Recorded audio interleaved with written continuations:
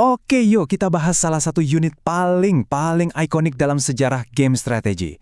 Sebuah mesin perang yang kalau kita dengar namanya aja, udah bikin ngeri komandan-komandan virtual dimanapun. Yap, kali ini kita bakal bedah tuntas soal Siege Ram dari Age of Empires 2. Pasti Anda tahu kan, suara yang saya maksud.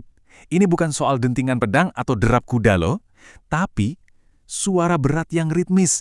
Kedebuk, kedebuk, kedebuk. Suara kayu dan besi yang menghantam batu dengan tanpa ampun. Nah, itu dia. Suara kehancuran yang sebentar lagi datang. Dan ini bukan cuma omong kosong loh. Ini langsung dikutip dari manual game originalnya. Jadi status epicnya itu udah ditentuin dari sananya. Ini bukan cuma sekedar alat biasa. Ini adalah mesin pamungkas. Keren kan? Jadi pertanyaannya, kenapa sih unit ini sepenting itu? Semuanya itu berawal dari satu masalah klasik. Sebuah masalah yang saya yakin semua pemain pasti pernah hadapi pas pertempuran lagi seru-serunya. Coba deh bayangin situasinya. Pasukan pemanah Anda, ya ampun, panahnya mental semua kena tembok batu yang tebal.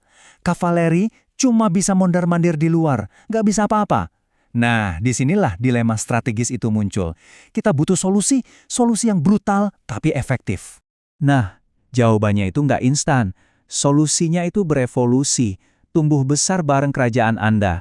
Dia jadi makin kuat, makin tangguh, seiring berjalannya waktu dari satu era ke era berikutnya. Perjalanannya itu dimulai dari Battering Ram yang masih sederhana banget di Feudal Age. Terus dia naik kelas jadi Capped Ram di Castle Age. Dan akhirnya, dia mencapai bentuk puncaknya yang paling sangar, Siege Ram yang legendaris di Imperial Age. Dan percayalah, setiap upgrade ini bukan cuma ganti nama, tapi lonjakan kekuatan yang luar biasa. Coba kita lihat angkanya biar lebih jelas ya. Dari Capped Ram ke Siege Ram, kita dapat tambahan 70 hit points. Ini bikin dia jadi jauh lebih alot. Tapi yang paling penting, damage kebangunannya nambah 50 poin. Nah, ini bedanya antara cuma bisa gedor-gedor gerbang sama benar-benar bisa meruntuhkan satu kastil sampai rata dengan tanah. Oke, sekarang ayo kita bedah lebih dalam lagi. Kita lihat angka-angka di balik layar yang bikin Siege Ram ini jadi unit yang benar-benar bisa mengubah hasil pertandingan. 195. Coba lihat angka ini baik-baik. Ini adalah pierce armornya. Gampangnya ini pertahanan dia dari serangan tusuk kayak tanah. Angka ini tuh tinggi banget yang artinya Siege Ram ini bisa dibilang hampir kebal sama hujan panah dari kastil atau dari archer musuh. Dia bisa maju terus aja, santai, nembus badai proyektil. Nah, ini dia. Alasan utamanya. Bonus serangan plus 200 khusus buat bangunan. Ini bukan damage biasa ya. Ini damage yang brutal banget, yang bisa bikin town center, barak, bahkan kastil musuh lenyap cuma dalam hitungan detik. Tapi tunggu dulu, Siege Ram ini lebih dari sekedar tank penyerap damage atau palu penghancur. Dia punya satu kemampuan unik lagi, bisa menampung 6 unit di dalamnya. Artinya apa ya ini? Ini artinya, Siege Ram ini bisa jadi semacam bunker berjalan. Keren banget kan? Dia bisa melindungi unit-unit kita yang gampang mati.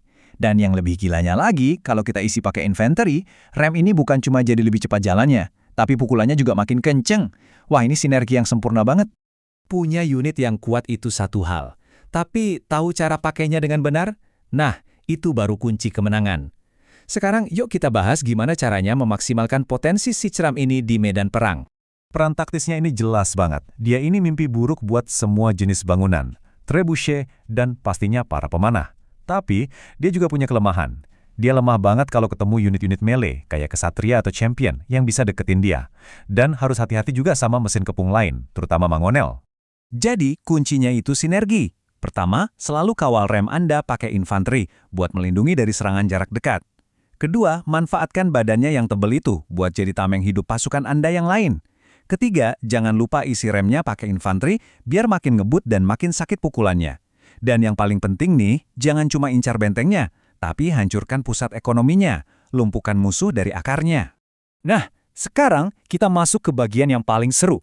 Gimana jadinya kalau unit yang udah hebat ini dipegang sama peradaban tertentu yang punya bonus khusus dan mengubahnya jadi sesuatu yang legendaris? Pernah kebayang nggak sih mesin kepung yang segede gaban ini bisa lari kenceng?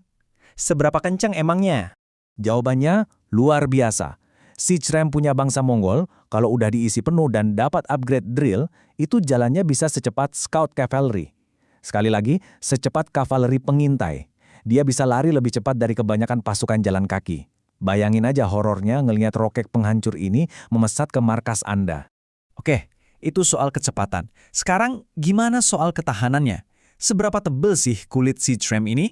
Siap-siap ya, Siege Ram punya bangsa Celtic. Dengan upgrade Furor Celtica-nya itu punya 378 HP. 378. Biar ada gambaran, itu jumlah HP terbanyak ketiga dari semua unit di game ini. Dia cuma kalah dari gajah perang. Ini bukan lagi mesin kepung, ini udah jadi benteng berjalan yang siap meratakan markas musuh. Jadi pada akhirnya, apa sih yang bikin sebuah unit game sederhana jadi begitu ikonik? Siege Ram ini lebih dari sekedar angka dan statistik. Dia adalah solusi elegan untuk sebuah masalah yang kompleks. Dia adalah simbol kekuatan di late game dan jadi bukti nyata dari desain game yang jenius. Dia bukan cuma meruntuhkan tembok, tapi dia juga mendefinisikan sebuah era dalam dunia game strategi.